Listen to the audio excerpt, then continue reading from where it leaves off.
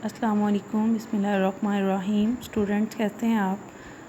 जी, तो आपका first term तो कंप्लीट हो चुका है, आपने उसकी VNB की है, ठीक है। डायरीज़ आपको मिलती रही हैं जी। तो बेटा आज हमारा सेकंड टर्म का फ़र्स्ट लेक्चर है, ठीक है, 5th साइंस जी। तो 4 यूनिट्स जो थे वो आपके फ़र्स्ट टर्म में इंक्लूड थे और नेक्स्ट जो है 5th यूनिट से हम स्टार्ट करेंगे जी। तो 5th यूनिट है आपका फोर्सेस एंड मशीन्स।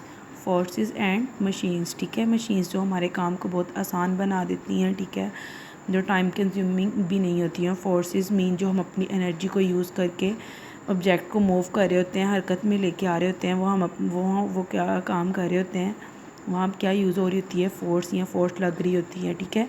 और उसके बाद जो भी काम हो रहा होता है हम वो कर रहे होते हैं, वो फोर्स से ही हो रहा होता है, जिसमें हमारी एनर्जी यूज़ हो रही होती है जी। तो फर्स्ट ऑफ ऑल हम इसको स्टडी करेंगे। We use force when we do work. हम फोर्स को इस्तेमाल करते हैं जब हम कोई भी काम कर रहे होते हैं। We use force when we write on a paper. हम open a door, pedal a bicycle, or push on an iron nail into the wood जी। तो आपको यहाँ तक समझ आइए। उसने कहा है जब आप पेंसिल से पेपर के ऊपर राइट करते हैं या इसके अलावा आप अपने डोर को ओपन करते हैं, बाईसाइकिल का पैडल जो है वो आप मूव कर रहे होते हैं, उसके बाद आप नेल को, कील को जब दीवार में आप उसको ठोक रहे होते हैं, तो इन सब में आप क्या यूज़ कर रहे होते हैं, friction. We can not see a force but we can see its force कहना था, फ्रिक्शन नहीं जी।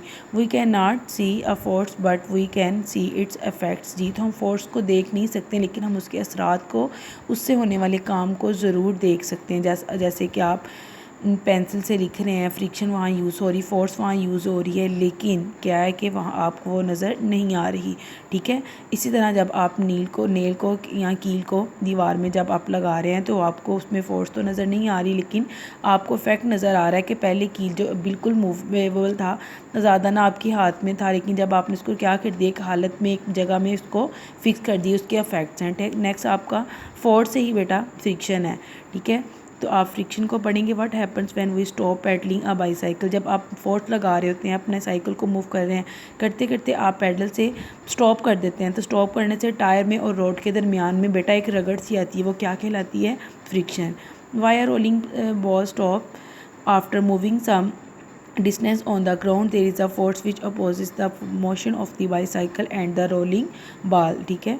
यहाँ पे उसने बॉल की एग्जांपल दी है। रोलिंग बॉल जब मूव करते करते एकदम से स्टॉप हो जाती है कुछ फासले से दूर जाके, तो वो किसकी वजह से है, फोर्स आप लगा रहे हैं, वो मूव कर रही है, उसके बाद जब वो रुक जाएगी तो वो किसकी वजह से है, ड्यू टू फ्रिक्शन जी। अब फोर्स नेक्स्ट आपकी डेफिनेशन है, आपका एक्सरसाइज क्वेश्चन है बेटा। 3 क्वेश्चन जो आपका एक्सरसाइज है उसका पार्ट नंबर 1 है, डिफाइन फोर्स। तो आपने बताना है, आप force which slow down and stop the things from moving is called frictional force और फ्रिक्शन जी। तो डेफिनेशन की समझ आइए, ऐसी फोर्स जो आपकी चीज़ को मूव करते उसे रोक दे, ठीक है, क्या करे उसको, या तो उसकी स्पीड को स्लो कर दे या उसको रोक दे, तो वो क्या कहलाएगी, फ्रिक्शन कहलाएगी।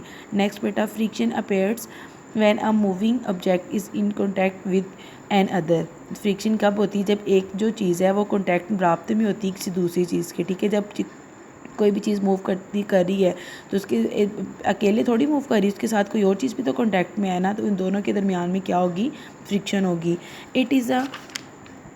It is a contact force. There is a less friction when smooth surfaces such as glass or marble slide over each other. जब बिल्कुल मुलायम सी स्मूथ सी जो दो चीज़ें हैं वो आपस में जब एक दूसरे से रगड़ेंगी, बेटा उसमें फ्रिक्शन बहुत कम होगी, ठीक है, उसमें रगड़ बहुत कम आएगी, क्योंकि वो दोनों बहुत स्मूथ हैं, बहुत मुलायम सी हैं, और दोनों एक दूसरे के साथ जब स्लिप अप होंगी तो वो बिल्कुल मुलायम सी ही स्लिपिंग देंगी, उसमें कोई भी फ्रिक्शन आपको ज़्यादा जो है अच्छे से मूव नहीं नज़र नहीं आएगी, बल्कि उसमें आपको फील नहीं होगी, तो वो लेस फ्रिक्शन होगी।